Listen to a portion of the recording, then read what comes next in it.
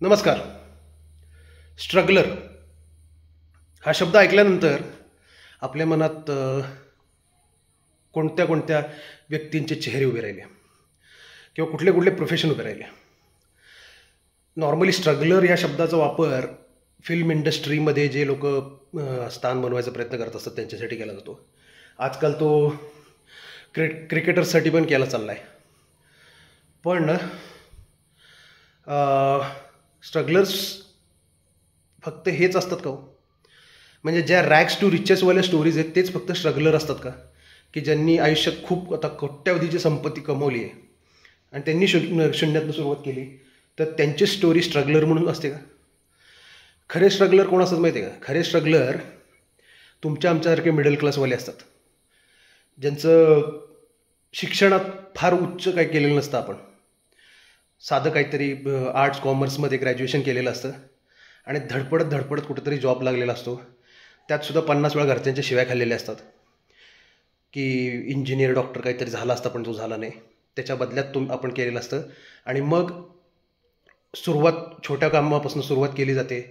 म्हणजे महिन्याच्या 15-20 तारखेनंतर खिशात उरत नाही अशी परिस्थिती आपण भोगलेली असते. कित्येकदा अचानक घरात काही खर्च आला तर आपण कमवते आहोत म्हणून अपेक्षा आपल्याकडनं असते, पण आपली कंडिशन आपल्यालाच काय ती माहिती असते. पण त्यातूनसुद्धा आपण काही ना काहीतरी करून ते पैसे किंवा ती काय मदत जी काय असते ती करतो आणि असं करत करत करत हळूहळू संसार उभा राहतो. घर घेतो, मुलं मोठी करतो, मुलांना शिकवतो आणि मग थोडं कुठंतरी स्थिरस्थावर होतो.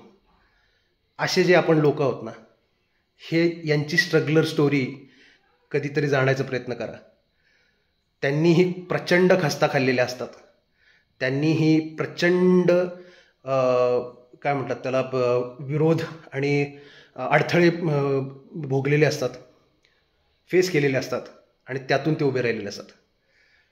आपल्या घरात पण असे अनेक स्ट्रगलर्स असतील, खास करून आपले वडील, ज्यांना आपण नॉर्मली आपल्याला जे कळत नाही की त्यांनी काय केलं आयुष्यात, कारण ते कधी सहसा सांगत नाहीत. पण देवाच्या कृपेनं जर त्यांची सहधर्मचारिणी म्हणजे आपली आई किंवा त्यांची अर्धांगिनी ही जाण असणारी असली आणि 99% घरात ते असतात, कारण त्यांनी आपल्या नवऱ्याचा स्ट्रगल बघितलेला असतो आणि त्या उभ्या राहिलेल्या असतात आणि त्या उभ्या राहिलेल्या असतात म्हणूनच तो स्ट्रगल यशस्वी पण झालेला असतो. त्या तशा असल्या तर निदान मुलांना थोडंफार तरी आपल्या वडिलांबद्दल कळतं. नाहीतर काही बायकांना स्वतःलाच हे वाटत असतं की माझ्या गळ्यात सोनं नाणं नाही म्हणजे नवरा काही कामाचा नाही. तर असे जे लोक आहेत ना